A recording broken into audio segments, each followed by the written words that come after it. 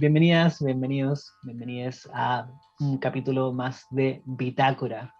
Bitácora es una invitación que nace desde Amnia Lab para propiciar conversaciones de arte y educación en primera infancia. En esta serie de programas queremos compartir con artistas, con educadores, con educadoras, indagar en sus experiencias, saber de sus quehaceres y búsquedas, conocerlos como creadores y creadoras de prácticas sensibles orientadas a los primeros años de vida. Bitácora. La palabra bitácora conlleva la vida, lo vital, aquello que hace una marca en nuestra existencia y se instala en el corazón y también en el papel, en el registro, en lo que nuestra memoria guarda. La bitácora es entonces una herramienta, un dispositivo que nos va guiando por un mar desconocido, por este viaje incierto y poco explorado que es la creación artística y el arte en la educación inicial. Soy Cristian Seb y me encuentro junto a Nathalie Seb. Hola Nata, ¿cómo estás? Hola Cristian, bien, muy contenta de este nuevo capítulo. Qué bueno. Y en el día de hoy queremos darle la bienvenida a nuestros invitados con quienes compartiremos esta bitácora simbólica o material, este registro de exploración creativa.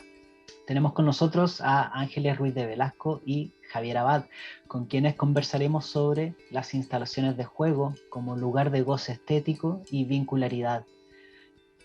Ángeles y Javier son doctores en Pedagogía y en Bellas Artes, profesores universitarios para la formación de maestras y maestros en educación infantil y primaria, psicomotricistas y artistas comunitarios. Como investigadores y autores han publicado los libros El juego simbólico y El lugar del símbolo, el imaginario infantil en las instalaciones de juego. Además de diferentes artículos en revistas científicas, proyectos socioeducativos y exposiciones pedagógicas en centros de arte e instituciones culturales sobre la creación simbólica y la resignificación de los lugares para el encuentro y la vida de relación a través del juego. Desde el año 2002 unieron sus recorridos profesionales para concebir las instalaciones de juego. Y gracias a esa idea originaria han tenido la posibilidad de viajar por diversos países relatando y exponiendo su trabajo y hoy están aquí con nosotros, así que Javier, Ángeles, bienvenidos. Muchas gracias. Muchas gracias. Buenos días, buenas tardes. Buenos días y buenas tardes. Nosotros felices de estar con ustedes en este espacio, como les comentaba al comienzo, donde hemos invitado a personas que admiramos mucho su trabajo y para reflexionar y conversar sobre, desde y para las infancias. Así que tenemos algunas preguntas por las que les queremos invitar a viajar, pero por supuesto que nos podemos ir por otros caminos, por las ramas, que también es muy entretenido. Así que, Nata, no sé si quieres comenzar tú con alguna de las preguntas.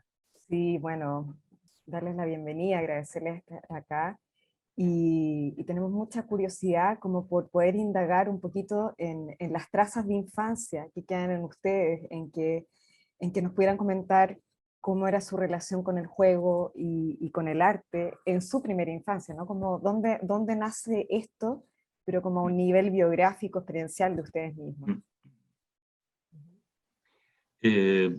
Bueno, nuestra infancia permanece. Siempre nos gusta decir que seguimos siendo niños y niñas, pero a través de ese espíritu de la infancia que entendemos que es un recurso perpetuo para toda la vida.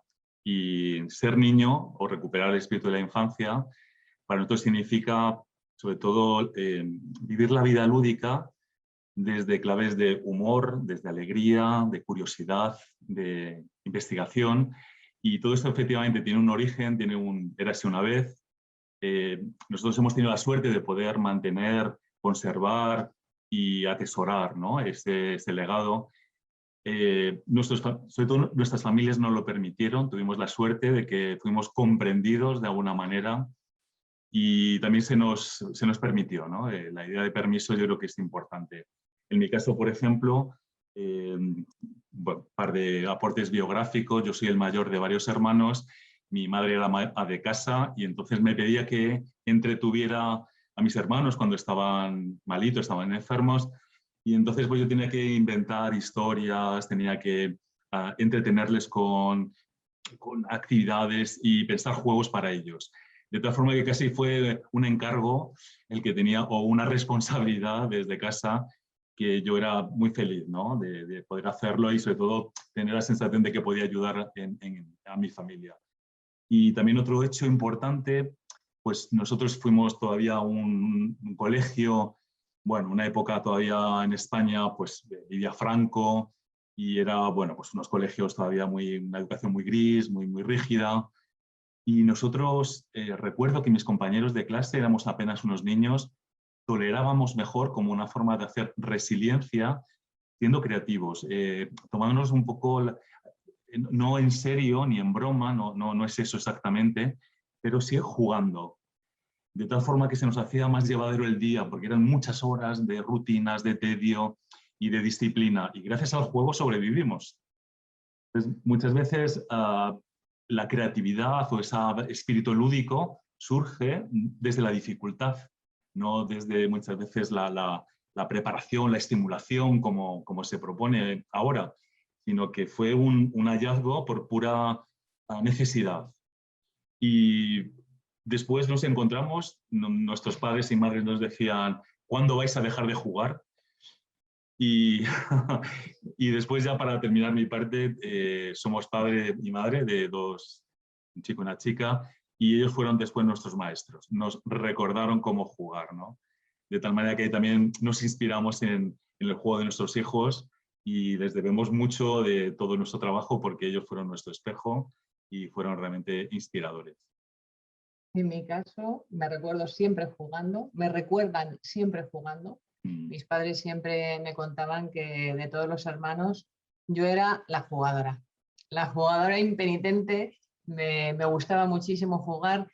Y otra cosa, aparte de lo que ha dicho Javier, del sentido del humor y del espíritu deportivo, yo aprendí a través del juego a aceptar mis equivocaciones.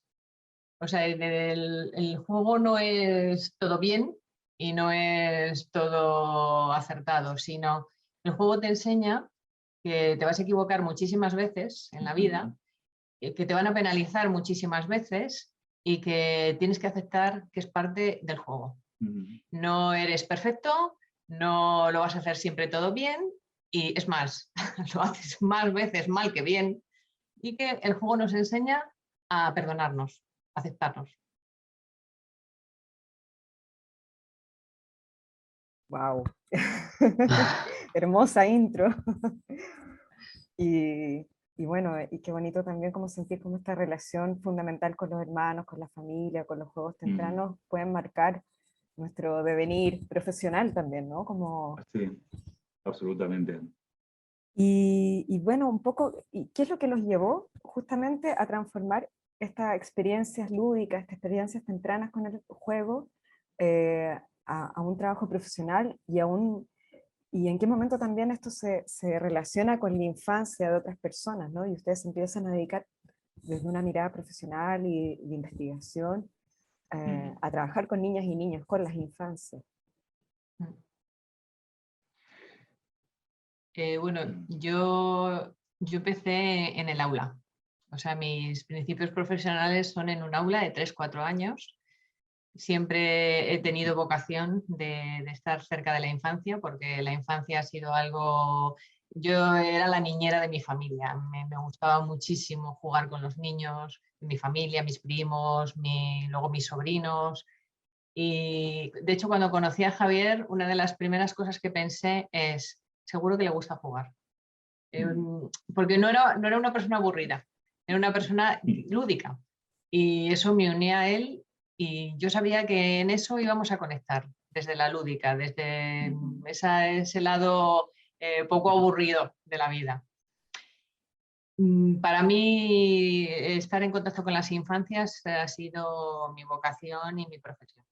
Entonces, bueno, las circunstancias de la vida, el azar realmente, que también forma parte del juego, y a mí me gusta mucho el azar y dejarme llevar por el azar, pues me llevó a la educación universitaria, pero fue un azar, porque mi verdadera vocación era la infancia, la primera infancia. Yo no tenía realmente vocación docente, bueno, llegó no pasa nada, es una confesión que, bueno, pues también por la deriva de la vida, ¿no? Me llevó ahí y ahora estoy realmente muy contento, pero yo hice, bueno, una formación artística, mi vocación tenía ese recorrido en un principio, pero bueno, coincidió que también me gustaba la gente, ¿no? Y me gustaba también compartir, y una de las propuestas que después desarrollamos es el arte comunitario, ¿no? Tiene que ver con la infancia porque también hemos hecho propuestas en las escuelas infantiles o escuelas iniciales, de tal manera que recuerdo siempre un día que estaba pintando solo en el estudio y escuchaba a la gente reír en la calle, escuchaba la vida y me hice esta pregunta: ¿qué hago aquí en esta habitación pintando y haciendo algo que realmente no es el reflejo de lo que está pasando en realidad? Esto me encuentro aquí solo, es demasiadas horas de soledad. Y entonces, bueno, pues me salí al mundo, por decir así, cerré la puerta del estudio y creo que no volví más. Y entendí que el estudio era la vida, ¿no? La gente, la comunicación y la educación. Y la educación. Y comprendí que la educación era uno de los ámbitos de creación más potentes que existe. Yo como artista no lo sabía en ese momento, pero Ángeles me lo descubrió, entonces ya teníamos, bueno, pues teníamos relación y empezamos un poco a construir también un pensamiento juntos y un deseo que era si podemos relacionar ambos recorridos, ella desde lo pedagógico y yo desde lo artístico. Eran dos piezas que parece que eran fáciles de enhebrar, pero bueno, tenían sus pequeñas aristas que fuimos con el tiempo pues intentando que encajaran lo mejor posible, ¿no? Por ejemplo, ¿no? La idea de la autoría ¿no? del artista, ¿no? Quiere decir que eso había que diluirlo, ¿no? El artista realmente desaparece para empoderar a la comunidad. Creo que parece algo tan sencillo de decir, bueno, pues cuesta aceptar porque nuestra formación no era para diluirnos, sino todo lo contrario, era para generar una autoría y una firma y un valor, ¿no? Que tenía que ver con lo individual. De tal manera que, claro, en ese proceso, bueno, pues tardamos años, ¿no? Y ocurrió que hace ya 22, 23 años más o menos, un día estábamos hablando, ella estaba haciendo una formación sobre práctica psicomotriz y yo realizaba instalaciones con los estudiantes en la universidad. Ya tenía unas pequeñas horas de clase, de tal manera que, no sé si fue ella o fui yo el que dijo: oye, ¿y sería posible hacer una práctica psicomotriz con objetos que no sean los propios de la práctica psicomotriz? Y decir, hacer una práctica en una instalación artística. Y Ángeles muy sabiamente me dijo, pues tenemos que probar, tenemos que investigar. Y a partir de ese momento, pues hasta casi hoy, ha sido un camino en el cual todavía seguimos. Bueno, inmediatamente van apareciendo varios conceptos en los que me gustaría salirme de la pauta, ¿no? Como distanciarlo, porque sí, sobre estos orígenes, lo que nos van contando, está esta idea que tú planteas de la autoría, que me hace mucho sentido en este relato, Javier, lo que dices del artista solo en su taller, que pasa mucho, ¿no? Como, sobre todo a diferencia quizá del teatro o de la música, ¿no? Cuando uno está pintando o escultura, es más la imagen del artista solitario. Así que estoy ahí, como que tengo esa imagen y completamente de acuerdo de lo que puede pasar. Y en relación a lo que comentabas de la autoría también, de cómo había que diluir este concepto de la autoría, porque está el ego del artista, ¿no es cierto? Las firmas, ¿no? Toda esta cosa muy... Pero por otro lado, y en este diálogo constante entre pedagogía y educación, lo que nos toca a nosotros en Chile, por lo menos, para contarles, es en la pedagogía y en el diseño de práctica o de experiencias para la primera infancia hay un exceso de anonimato de educadoras mujeres, justamente, que diseñaron qué sé yo, un espacio, una instalación de juego, una propuesta para las infancias, y que luego es muchas veces alguna institución, quizá un poco polémico lo que voy a decir, ¿no? Pero que dice, aquí el jardín infantil hizo esto, o la institución hizo esto, y ellas pasan a un lugar de anonimato, y que son mujeres muchas veces, mujeres educadoras. Entonces también ahí interesante ver cómo en estos dos mundos que van relacionando, porque desde el lado del arte, nosotros, o yo por lo menos provengo desde el lado del teatro, siempre uno dice, oh, lo que le puede aportar el arte a la educación. No, validar el proceso y un montón de cosas, de la experimentación artística, etc. Pero cuando me hago yo la pregunta al revés y digo, ¿y qué le puede aportar la educación al arte? Es más desafiante para mí, porque como un alumno que pasé por 3 colegios, quizá tengo algunos problemas con la estructura y tú me dices educación y yo así como, no, esto va a ser inmediatamente como estructurarlo todo. Entonces, a lo que quiero llegar con esto es eso, como en este diálogo constante entre pedagogía y entre arte y educación. ¿Cómo se puede ver también este tema de la autoría en el caso de la educadora? De que muchas veces sí, ellas diseñan y crean experiencias y decir, yo hice esto en conjunto con mi colega, o en conjunto con los niños y niñas, o documenté esto que pasó. De repente, ¿cómo lo pueden ver desde ese lado, desde el lado de la pedagogía? Pues en Europa, no voy a decir en España, pero no solo España, es Europa, tuvo en cuenta que con la reforma del Espacio Europeo de Educación Superior, los educadores, maestros y maestras, futuros maestros y maestras, pudieran investigar y por lo tanto tuvieran la oportunidad de publicar. Y ahí es donde la autoría encuentra su sitio. Porque los maestros y maestras tradicionalmente no tienen costumbre de escribir, publicar, de comunicar. Pero afortunadamente yo creo ahora existe una asignatura que sí les da la oportunidad de aprender, no solo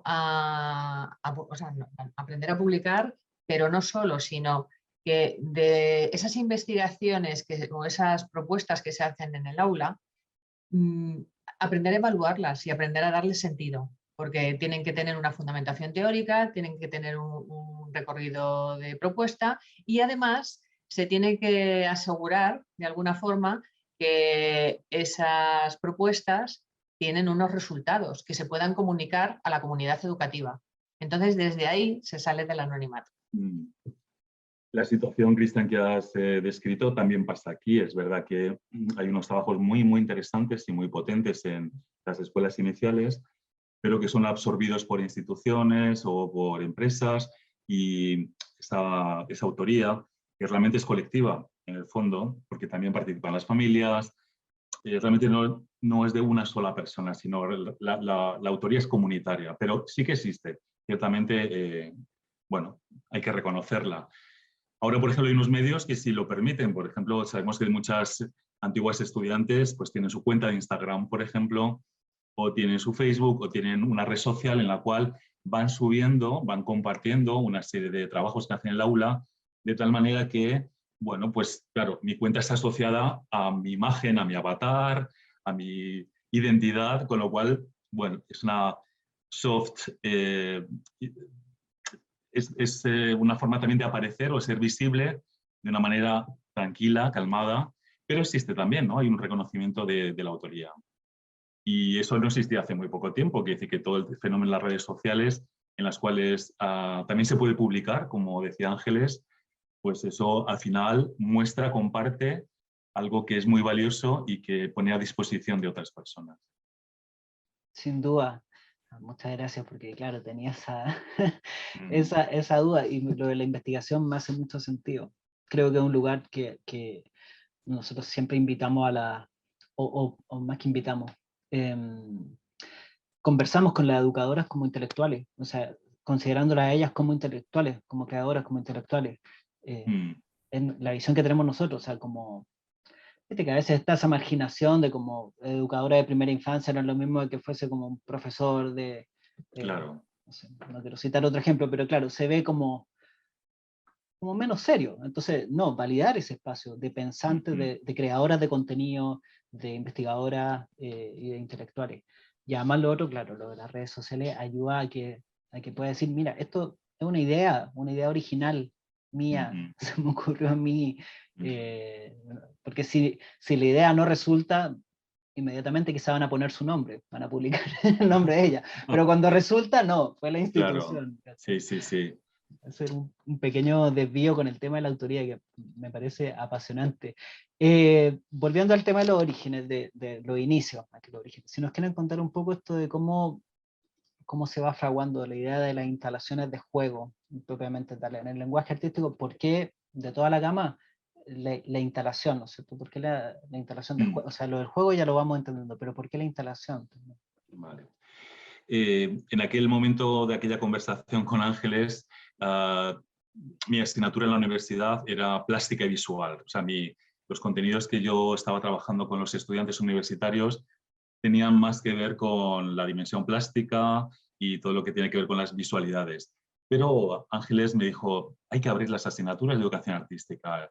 En el arte contemporáneo no existen límites, fronteras, no hay una disciplina que esté supeditada a la otra. Y intenté incorporar todo lo que tenía que ver con el espacio, los objetos, el movimiento, la palabra, el cuerpo, de tal forma que la plástica y visual se expandió la asignatura para intentar integrar todas las demás artes y hacer una asignatura de arte total, ¿no? En el cual pues, bueno, hablábamos incluso más del concepto, ¿no? Que de la práctica, por decir así, porque no solamente la mano es la que lleva la dimensión artística, sino todo pasa primero por un proceso intelectual para después que eso sea reconocible en una forma, en un producto, llámese pues, escultura, dibujo, lo que fuera. Pero necesitamos primero teorizar. Y esa teoría fue la que en un momento dado encontró la instalación como el mejor nicho para desarrollar el trabajo, porque una instalación, en esa búsqueda de referentes teóricos, aunaba el cuerpo, el espacio, los objetos, lo visual, y decir que ahí estaba todo. También la performance, por ejemplo, ¿no? Pero como manera más accesible de generar una idea que después los estudiantes pudieran llevar a las escuelas infantiles. Aquí las llamamos escuelas infantiles, 0-3 o 3-6. Y enseguida apareció la idea de, en esas instalaciones artísticas, promover espacios de juego, que las instalaciones se pudieran jugar, se pudieran transformar. Normalmente los artistas generan una instalación, que es una idea más tradicional, pueden ser inmersivas, pero no se pueden cambiar, ¿no? En principio no hay una posibilidad de transformación radical. Puedes cambiar algunas cosas como mucho, pero no cambiarlo todo, no se permite. Pero en las instalaciones de juego esa es la idea, ese es el sentido. Que todo lo que se ofrece como espacio inicial, los niños a través del juego generan una narración espacial completamente diferente. O sea, sí que hay un relato, hay una narración que empieza con un érase una vez, que es lo que el adulto propone, pero son los niños los que disponen. Y con una serie de sesiones. Quiere decir que no es un día cualquiera para una celebración, para un evento especial de la escuela, sino que hay una rutina, hay una continuidad. Esa fue nuestra aportación.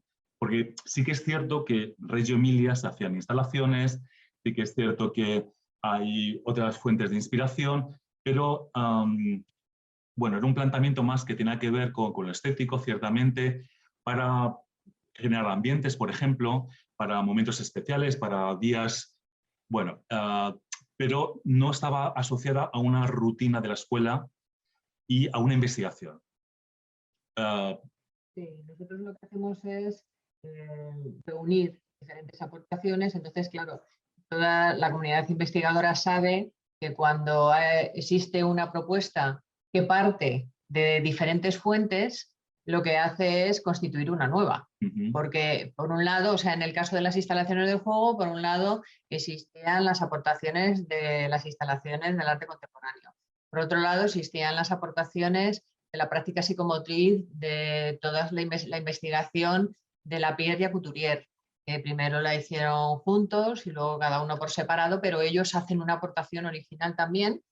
Y luego la psicología analítica, con también las aportaciones de las ideas de Melanie Klein, de Winnicott, de Ancieu, pero lo que nosotros hacemos es tomar esto, y entonces en la reunión de todas esas aportaciones surge una idea nueva, que es algo que no existía, porque existía lo anterior, existían las diferentes, pero reunidas y reconfiguradas de una manera distinta, resignificadas, cada una por su lado, uniéndose en una nueva propuesta.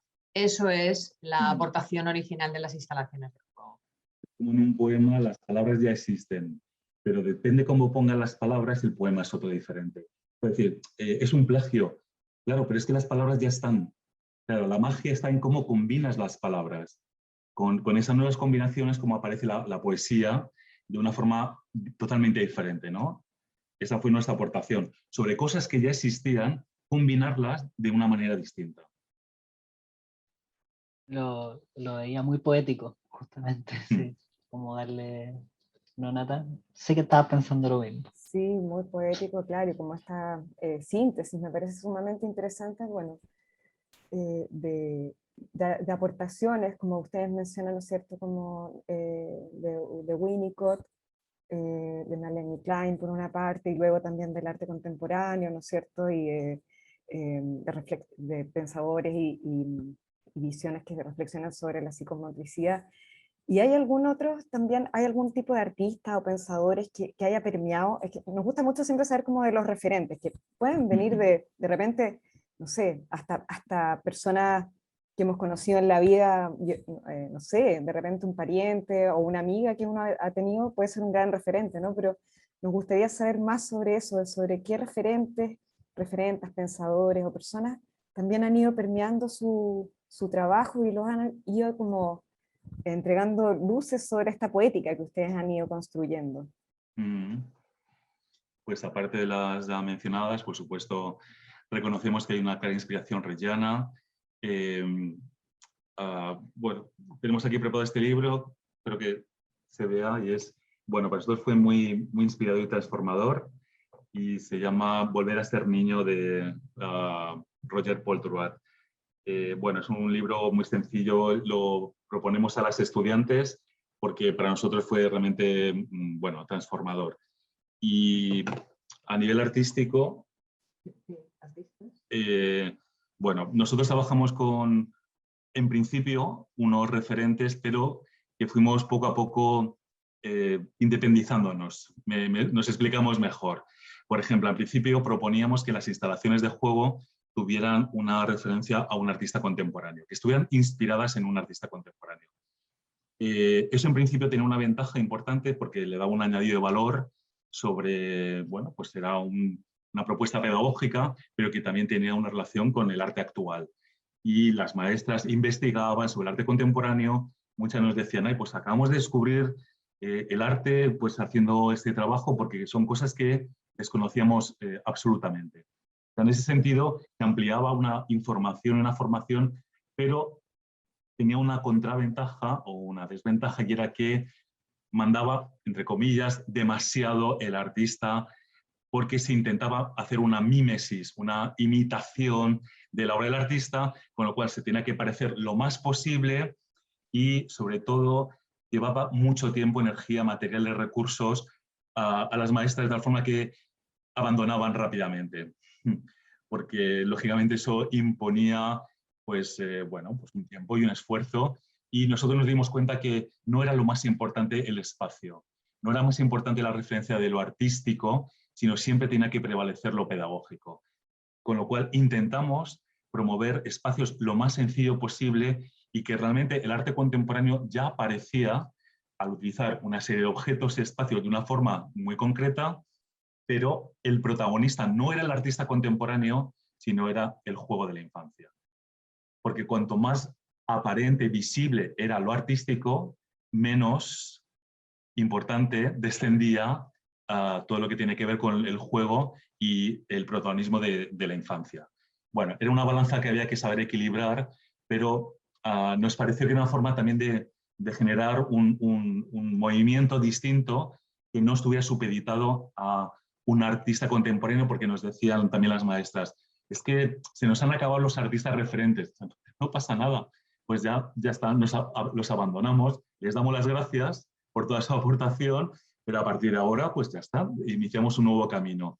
Hay un caso muy concreto de un artista que todos conocemos, se llama Yayoi Kusama, que sí que en un momento inicial, pues hablamos de esta propuesta artística, genera espacios con círculos o lunares, como llama ella, pero al final era una repetición.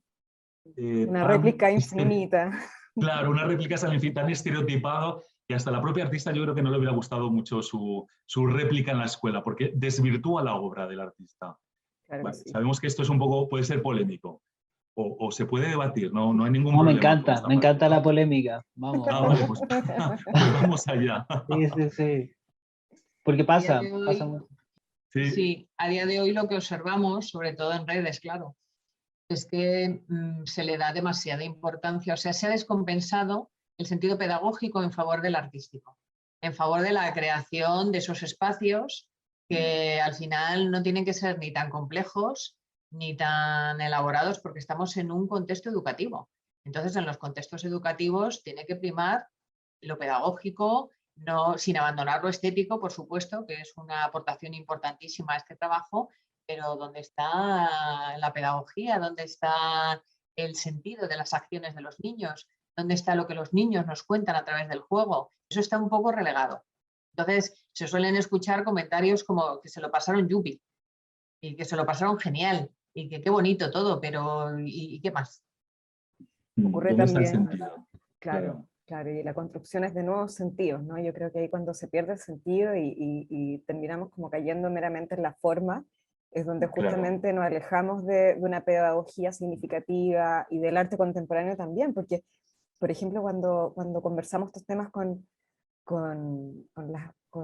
las participantes del diplomado, con alumnos participantes de curso, claro, siempre hay una invitación a reflexionar las biografías de los artistas, lo que los llevó a crear una determinada obra, las preguntas, los contextos, en el fondo lo que activa el trabajo, las búsquedas que hay detrás del artista, pero no a reproducir la obra en otros contextos, en otras condiciones, en otros lugares, en donde eso finalmente como que no le ofrece un sentido Claro. a nadie. Para para quién es la instalación al final, ¿no? Como que no nos vaya a pasar esto de que, claro, predomina lo artístico por sobre lo pedagógico y el día de mañana la instalación al interior del aula no se puede tocar, ¿no?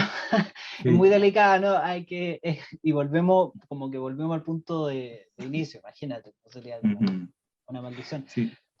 También nos ocurre que muchas veces las instalaciones, un poco por lo que nos documentamos, pues están más pensadas en la exploración, el descubrimiento, la sensorialidad, y es algo importante realmente en las escuelas, pero muchas veces se pierde el potencial que puede tener una instalación de juego, una propuesta educativa, porque realmente, y es base de nuestra investigación, son espacios de simbolización.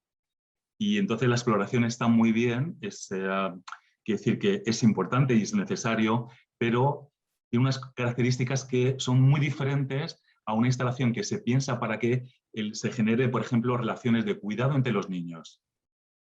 Claro, la exploración es un acto más ensimismado, es un acto más individual, pero la relación, la construcción del símbolo tiene que ser comunitaria. Necesitamos a dos personas, a dos niños, para que el símbolo aparezca. Yo no puedo construir un símbolo yo solo.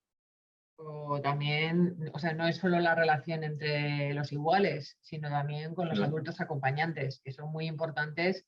Bueno, eso nos lo dijo ya Vygotsky. Hay una zona de desarrollo próximo, pero también está la compañía del entorno, que hay que modularla muy bien, porque eso es muy importante también saber en qué punto el adulto tiene que promover el desarrollo, por ejemplo, de la creación simbólica, sin invadir, respetando aquello que sale del interior de los niños y que ellos también tienen que mostrar, porque de hecho ese es el sentido. El sentido es crear unas condiciones, crear lo que Winnicott llamó el espacio intersubjetivo de relación, para que en ese espacio, en un momento determinado, no durante todo el día, sino en un momento que empieza y termina, sucedan cosas, porque nos hemos encontrado un grupo en el que podemos tener la oportunidad de compartir, podemos tener la oportunidad de contar lo que nos pasa a todos dentro, fundamentalmente a la infancia, por supuesto, el adulto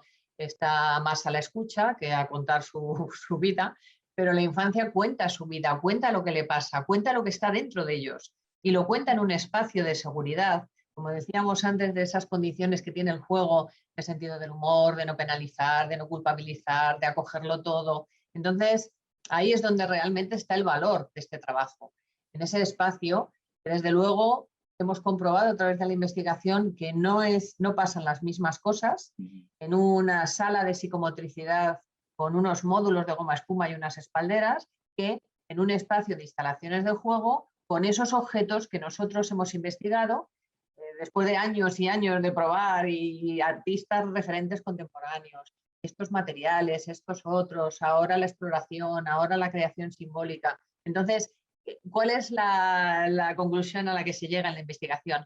Pues que no todos los materiales valen, que no todos los objetos valen, que no todas las condiciones valen y que no se trata de que cada uno descubra su propia capacidad para crear esos espacios, sino de que en esos espacios, configurados de una manera, ciertamente, con 9 objetos y configuraciones espaciales infinitas, se pueden hacer innumerables instalaciones, por supuesto, pero partiendo de que a partir de esto que has hecho, ¿qué pasa ahí?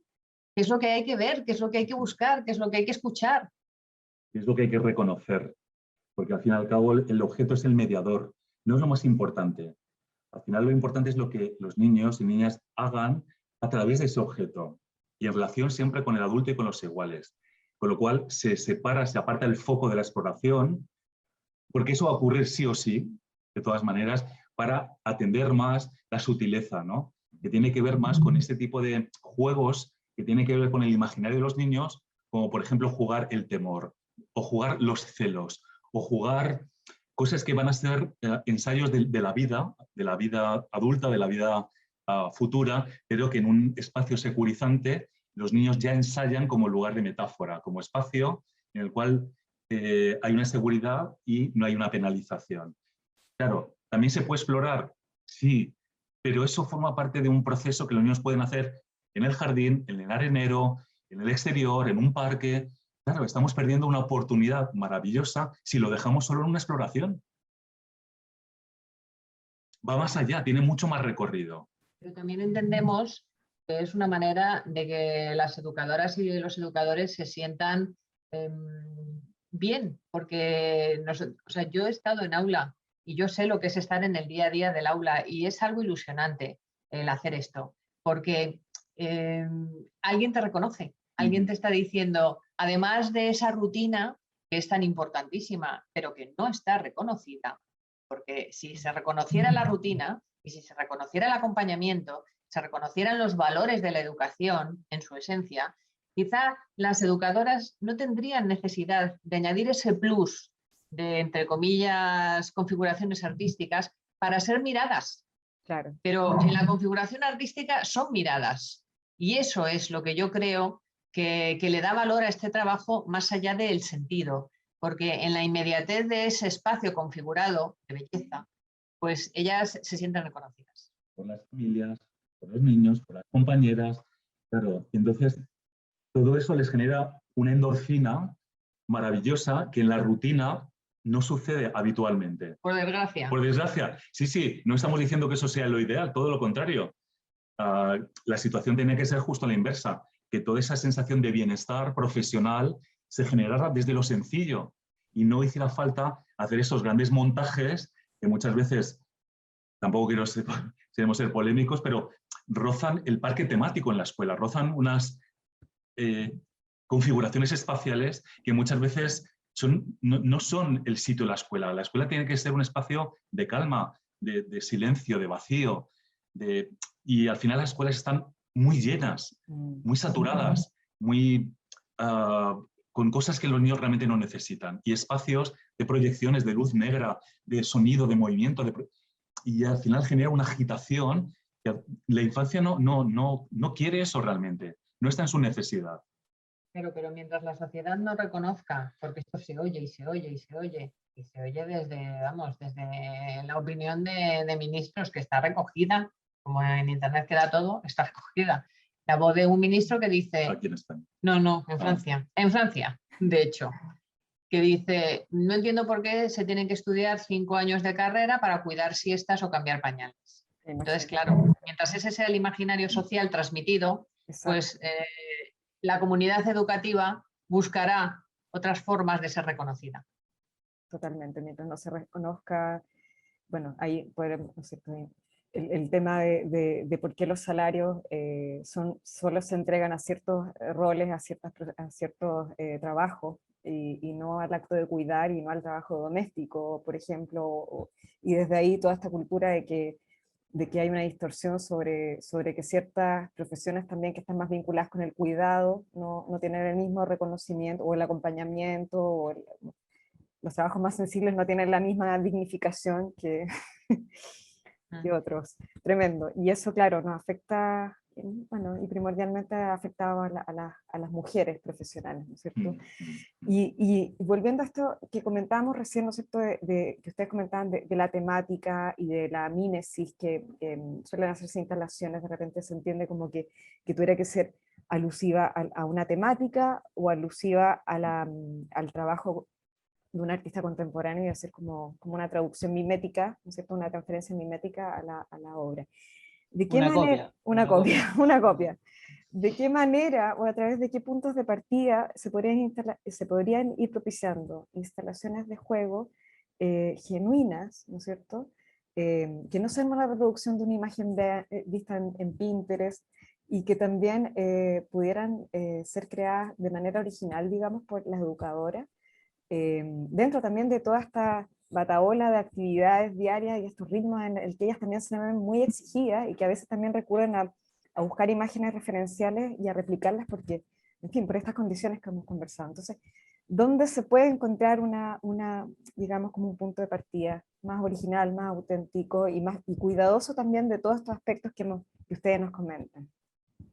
Pues nosotros, el último libro que escribimos estaba destinado a esto, porque cuando nos dimos cuenta de lo que estaba pasando, dijimos, pues tenemos que poner orden en nuestro propio trabajo, claro, porque digamos que teníamos la sensación de que se nos había ido de las manos. Y entonces, no es por la autoría, sino porque yo no quiero que la comunidad educativa me reconozca como una persona ligada o nos reconozca como personas ligadas a los tableros de Pinterest. Nosotros no queremos que nuestro nombre y nuestro trabajo esté asociado a los tableros de Pinterest. Y es lo que últimamente estaba sucediendo. Por ejemplo, en el sentido de la pregunta que nos haces, Natalie, el hecho de las temáticas, que es algo muy habitual en las instalaciones de muchas escuelas, realiza una instalación de juego, una instalación artística, una instalación, bueno, esto tiene ya muchísimos nombres, para proponer temas que solamente ocurren ese día, quiere decir que son espacios de celebración y están muy bien. Pero la dificultad está que al final, cuando se pone nombre, tema, contenido a un espacio de juego, lo estamos didactizando, sin darnos cuenta.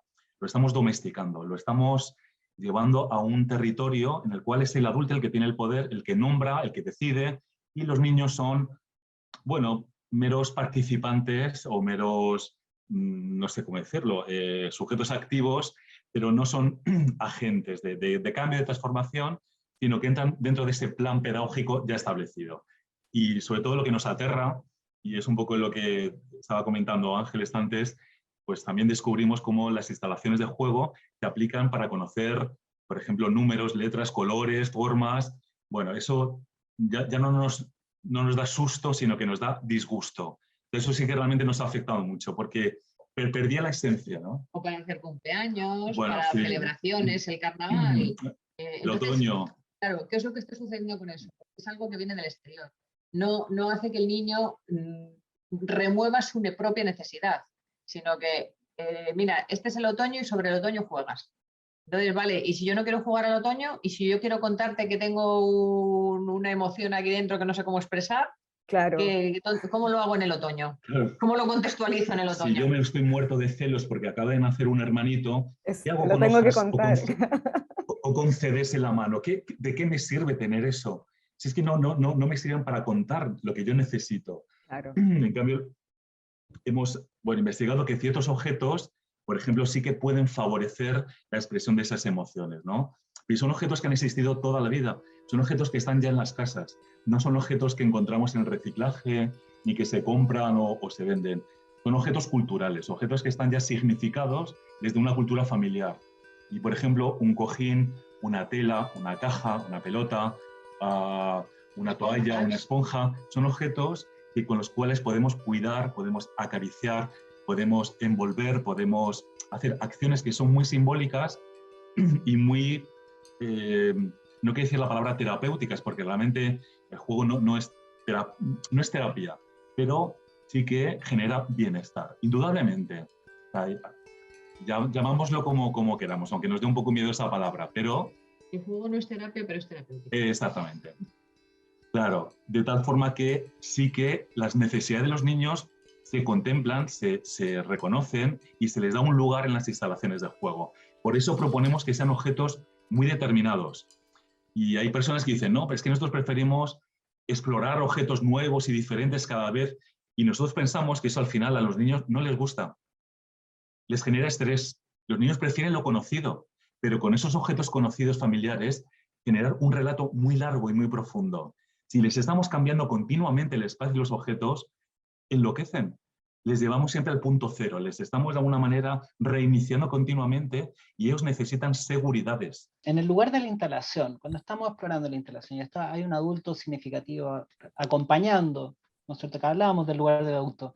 Desde su perspectiva, ¿cuál es el lugar de la palabra y cuál es el lugar del silencio, de este vacío que permite que se construya? Porque también hay una palabra que acompaña y hay una palabra que no nos permite ver más. Entonces, ¿cómo recomiendan que sea ecualizar palabras con silencio?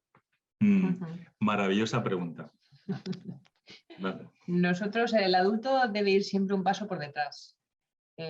Cuando empieza una sesión de juego las instalaciones de juego dura aproximadamente 1 hora. Entonces, en un primer momento hacemos un ritual de entrada, como se hace en la práctica psicomotriz, le decimos a los niños que miren y a partir de ahí empieza el juego. Cuando empieza el juego, el adulto siempre está de pie y con una mirada periférica, porque es un momento de agitación, de llegar, toma de contacto, hay mucho movimiento y en ese momento suceden cosas que, bueno, como nos pasa a todos cuando entramos por primera vez en un sitio, que estamos planteando la situación, mirando a ver qué pasa, hasta que el juego se va diversificando, se va buscando los intereses, no solo por ciertos objetos, sino también por los compañeros preferidos. Entonces ahí en ese momento es cuando empiezan a pasar cosas, cuando realmente hay movimientos emocionales importantes, porque yo he cogido un objeto que tú quieres, porque tú estabas construyendo una torre y yo la he tirado y tú te has enfadado. Entonces todas esas cosas, cuando eso empieza a suceder, el adulto tiene que acompañar esas situaciones en el caso de que sean necesarias. Pero efectivamente es un trabajo, sí, es como una relación. Como cuando tú quedas a tomar un café con una persona que te está contando algo y tú tienes que saber en qué momento callas para dejarle hablar y en qué momento dices la palabra justa para acompañar su dolor o su preocupación o su alegría. Eso es. Sí, me pasa muchas veces de contarle algo a un amigo. Al final es el amigo el que nos cuenta a nosotros su problema, cuando hemos quedado con él para que nos escuche.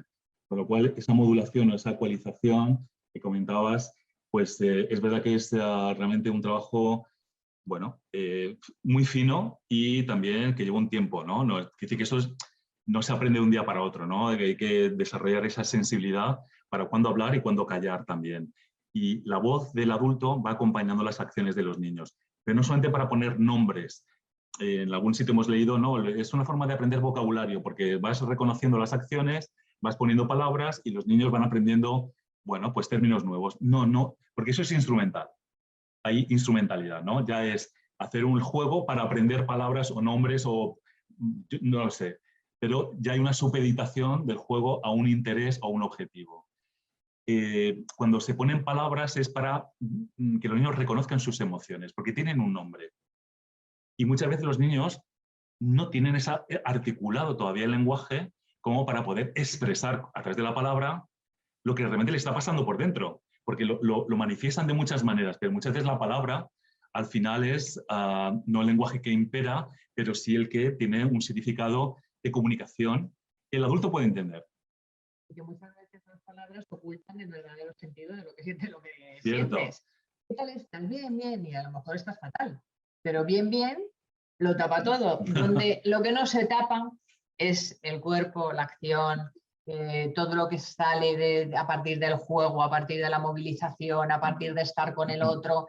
Y todos sabemos y hemos tenido la experiencia de que cuando tenemos, yo siempre le digo a los estudiantes, cuando tenéis alguna dificultad, ¿se la contéis a cualquiera? No.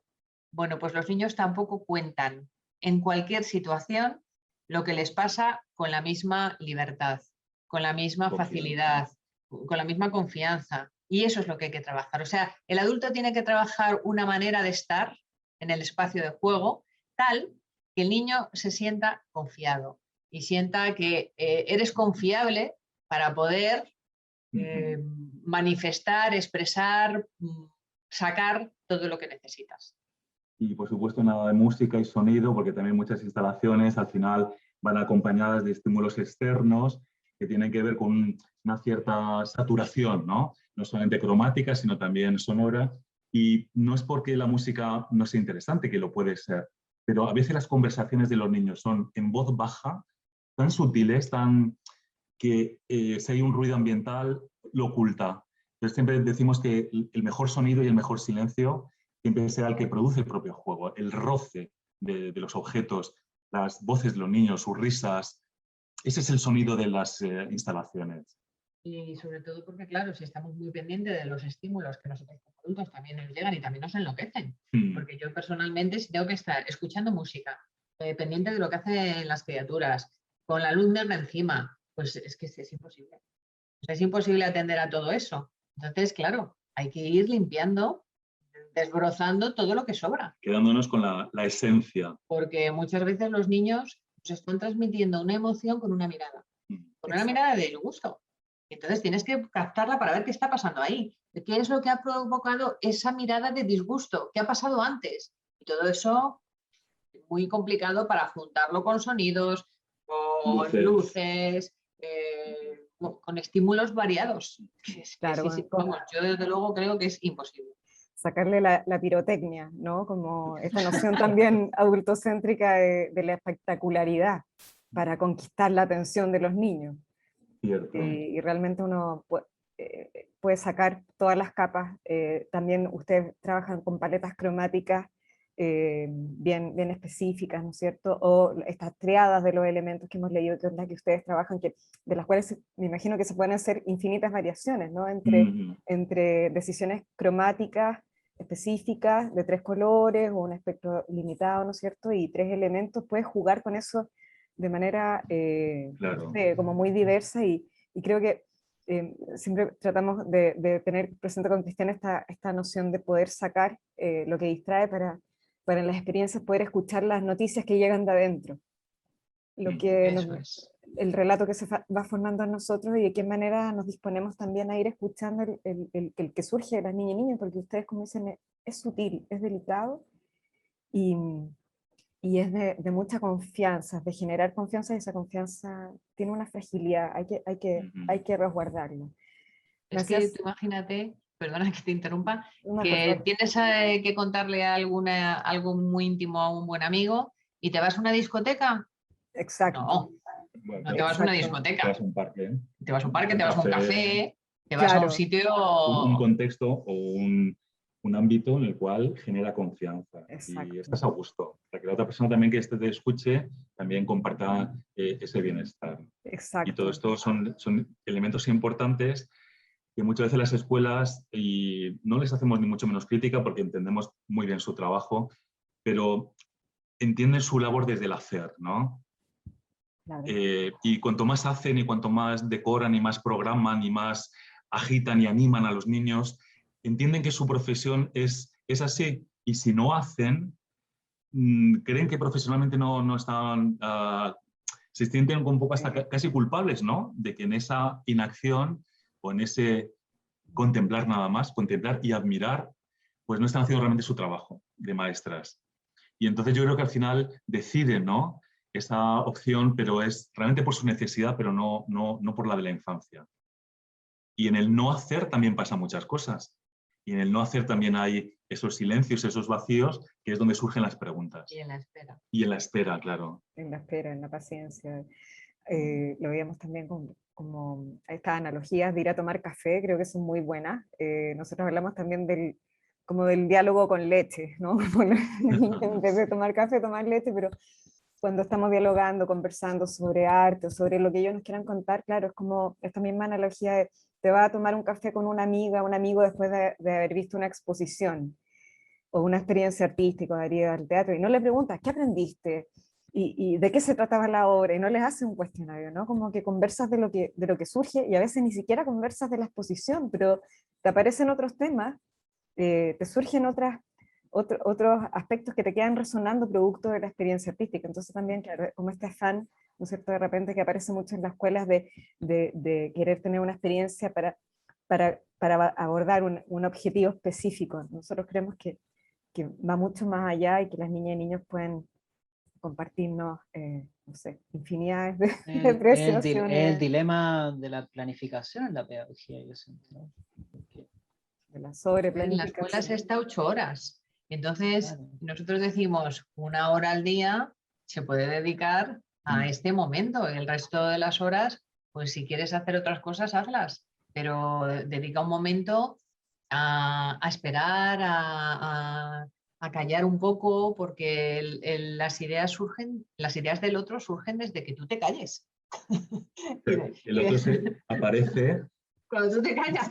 se revela cuando tú desapareces, metafóricamente, ¿no? En tu desaparición existe la aparición del otro. El otro brilla cuando tú no es que te apagues, sino que entras en la penumbra. Que te retiras un Te poquito. retiras. Claro, entonces, por eso somos tan invasivos, ¿no? Muchas veces, sin darnos cuenta, porque ya desde la escuela los espacios no se han definido, ¿no? De una manera en la cual entendemos que el otro también somos nosotros y que tenemos que darle ese lugar, porque es nuestro destino, ¿no? Es lo que realmente da sentido a la vida, ¿no? Sin el otro no somos. Y todo esto siempre pensamos que tenía que ser algo que los niños aprendieran, por supuesto, en otro lenguaje, de otra manera, desde la escuela inicial. Los números, las letras, lo instrumental, ya llegará, ya hay tiempo, ya está toda la vida para... Quiero decir, pero esto que es tan sutil tiene un momento y es hasta los 3, 4 años cuando los niños son tan porosos, son tan receptivos, tienen ese pensamiento mágico, tienen estos canales perceptivos tan abiertos y tan maravillosos, que estamos perdiendo una oportunidad para lo que va a valer como recurso perpetuo para la vida, lo estamos desaprovechando. Bueno, en realidad Piaget ya nos lo dijo. Mm. O sea, un niño que aprende a leer con 5 años tarda 1 año. Con 6, 7 tarda 3 meses. Esto está demostrado e investigadísimo. De hecho, hay países en los que esto es ley. O sea, no se puede por ley, Alemania, por ejemplo, no se puede por ley aprender a leer ni a escribir antes de los 7 años. Y está dictado por ley, porque si no, a ver, otra cosa es que los niños vayan por la calle y lean panadería, peluquería, pero no el machaque de la escuela. Machaque para todos, para las educadoras también. También, sí, y además que aparecen también estos lugares parametrales tan fuertes, ¿no? De que el niño está aprendiendo a leer más lento que sus compañeros, o que el que va más avanzado, entonces ya se transforma todo muy tempranamente en una competencia tremenda. Creo que estamos como sobre el tiempo, ¿no, Cristian? Tú que eres el que maneja Cronos acá. Sí, estamos sobre la hora. Está tan buena la conversación, pucha. Pero se puede editar después. Cortamos las partes. No sé, Natalia, si te gustaría quizá plantear alguna última pregunta. Una última pregunta. Sí, bueno, siempre queremos saber como los próximos pasos, porque uno, ¿no es cierto?, cuando conoce las bitácoras, bueno, se nos olvidó también preguntarle sobre sus bitácoras, ¿cómo bitacorean? Antes de la última pregunta, poder contar dónde documentan, cómo registran, tienen cuadernos, registran audios, videos, si nos pueden contar un poquito de eso. Sí, bueno, aquí somos más breves.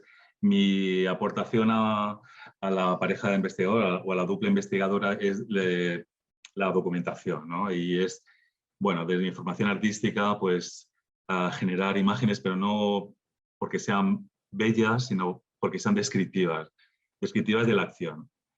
Y entonces yo intento ser siempre esa parte invisible, porque no juego con los niños, simplemente lo que hago es registrar, documentar. Soy un espectador mudo, casi ciego y casi... porque intento ser lo más neutro y lo más aséptico posible para no contaminar, por decir así, el espacio de juego. Y los niños al principio se sorprenden un poco, pero ya luego, bueno, toleran mi presencia. Y después, vamos a lo importante, Ángeles y yo revisamos las imágenes, una a una. Y a veces en una sesión podemos hacer hasta 500, ¿no? Y los vídeos. Y los vídeos. De tal forma que esto nos lleva después, bueno, tiempo, y buscamos siempre la sutileza, porque claro, en el momento muchas cosas desaparecen. Pasan tantas cosas al mismo tiempo que es imposible verlo todo. Y es después, en esos momentos de repaso, de estudio, cuando vamos viendo detalles incluso de la mano de un niño, el gesto que tiene, una mirada. ¿Qué le ha pasado? ¿Cuál ha sido la evolución? Que no nos hemos dado cuenta en ese momento, pero claro, si vemos algo en las imágenes o en los vídeos, pues esto nos sirve para que en la siguiente nos fijemos más en esto que nos ha pasado desapercibido in situ, pero que a la próxima, como lo vamos a volver a ver, pues vamos a poder poner más el foco en eso que hace, en eso que le pasa. Por ejemplo, los niños que juegan poco, cómo hacer para que encuentren su sitio en el juego, si hay que hacer, si no hay que hacer, cómo, qué es lo que desencadena una acción o un suceso. Todo eso muchas veces solo la documentación nos lo muestra. Incluso nuestro propio trabajo, no solamente lo que vemos de lo que hacen los niños, sino también nuestra propia acción, disposición, actitud, y quiere decir que en esa documentación estamos todos, ¿no? No solamente el observado, sino también el observador. Es un conjunto investigador. Sin duda que sí, o sea, claro, desde el momento en que uno hace la fotografía hay cosas que ya quedan fuera de ese cuadro y hay una opinión de uno de una como quien va registrando. Y ahora sí le lanzamos la última pregunta. ¡Qué pena! Sí, no porque en este propio tema, en el tema de la documentación, de la autorreflexión, de ir repitiendo la jugada, ¿no? Como, o sea, realmente hay un mundo, es como una... navegar nuevamente por la experiencia, ¿no? Irse sumergiendo en ella, irla como leyendo, como nos comentan ustedes, en cada uno de sus detalles. ¿No? Es realmente como apasionante lo que podríamos hablar ahí como para un Bitácora 2. Una vez. Y sí, y ahora sí, para ir cerrando, bueno. Sí, es una inocente pregunta para seguir como continuar navegando ustedes, como cuáles son sus próximos pasos en relación a las instalaciones de juego, no sé, investigaciones, publicaciones, exposiciones, viajes, ahora que se puede viajar, jugar, algo que nos puedan adelantar quizás lo que se viene como proyecto quizá o futuro. Pues yo siempre le digo a Javier que a mí realmente lo que me gusta es la escuela y poder jugar con la infancia, porque ahí es donde realmente se aprende. Con un grupo estable, no con encuentros ocasionales, pues por ejemplo en entornos de centros culturales o de espacios museísticos, que también es muy interesante lo que sucede, pero nada como la continuidad en la relación, porque es que realmente lo que sucede y lo que se expresa y lo que se ve sucede siempre desde una relación vincular. Y una relación vincular no se consigue un día, se consigue a lo largo de las diferentes sesiones en las que te encuentras con el mismo grupo, y es muy bonito, porque antes decía Javier, yo desaparezco, pero cuando los niños le ven, se saben su nombre, le saludan como parte integrante, aunque él no juegue o no acompañe el juego, porque yo tampoco juego, acompaño el juego, que a mí siempre me gusta decir que no jugamos, acompañamos el juego, o sea, jugamos porque nos lo piden o porque es necesario o porque, pero no jugamos porque nosotros queramos jugar, porque nos apetezca jugar, no somos un niño más, somos un acompañante del juego. Entonces, esos lugares en los que tienes la oportunidad de además convivir con el ser humano en su inicio, en estado puro, en el comienzo de la vida, como son esas edades, para mí eso es un disfrute absoluto. Traduzco sus palabras, quiere decir que estamos escribiendo un tercer libro y estamos ahora en esta fase de una nueva investigación. Me gustaría cerrar una trilogía de esos 2 libros ya escritos, con un tercero que pensamos que ya sería, bueno, pues un poco el final y proseguir con otras investigaciones. Pero sí que hay cosas que hemos ido descubriendo que merecerían la pena una revisión y sobre todo esa profundización más en lo que Ángel estaba comentando, ¿no? Que es la vida de relación.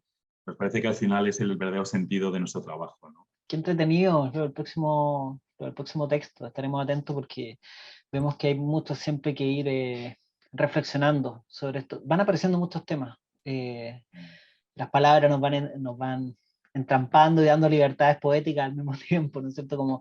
Entonces van surgiendo muchos temas que creo que es interesante contar con la compañía de ustedes en este viaje para nosotros, para la educadora.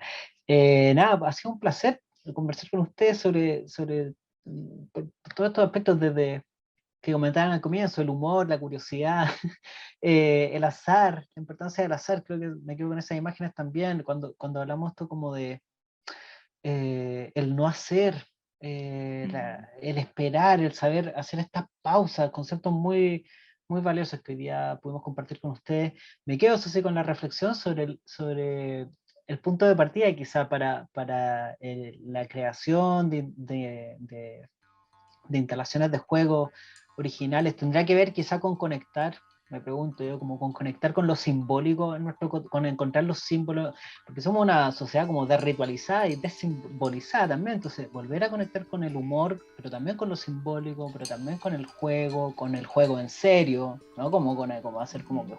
Creo que es bien complejo para después sacarlo todo y llegar a algo bien simple. Es bellísimo. Muchas gracias por todas sus reflexiones y por este espacio, Nata. No sé si tú también quieres decir algo. Sí, agradecida del espacio, del encuentro, de todos los lugares creo que conversar con ustedes aporta muchísimo a que ciertas intuiciones se vayan confirmando. De repente creo que todos y todas tenemos ideas de cómo ir desarrollando estas propuestas, pero nos clarifican muchos lugares su conversación y también el que sean tan generosos en compartirlo a través de su experiencia, ¿no? Como una bitácora bien abierta y que uno puede hojear y revisar y siento que también hay muchos lugares de la propia infancia que resuenan en los que me reflejaba. En fin, me voy a seguir investigándolos, leyéndolos. Les queremos dar las gracias. Es un gusto porque desde la distancia sentimos resonar con su discurso, con sus palabras, con sus debates y bueno, es un gusto, ¿no? Tener como un espejo, nos espejamos, ¿no? Que es una metáfora muy bonita, ¿no? Y ya no nos vemos en una pantalla y nos vemos, bueno, a través de una ventana. O sea, nosotros ya con ustedes es una ventana. Muchísimas gracias por la confianza. Ha sido un placer, de verdad. Son ustedes maravillosos, muy amables, encantadores. Les esperamos aquí en Madrid y bueno, a Natalie ya hay fecha incluso y cuando quieran, bueno, pues seguimos compartiendo. Muchas gracias. Y seguimos caminando. Gracias. Seguimos caminando. Nos daremos pronto esos abrazos. Muchas gracias y muchas gracias a todas las personas que ven este video, para que lo compartan, para que lo comenten, agradecerles su interés también y un abrazo a todas y que se cuiden mucho. Muchas gracias. Si quieren se quedan unos segundos para que nos despidamos, pero este video llega hasta acá. Muchas gracias. Chao. Chao. Chao.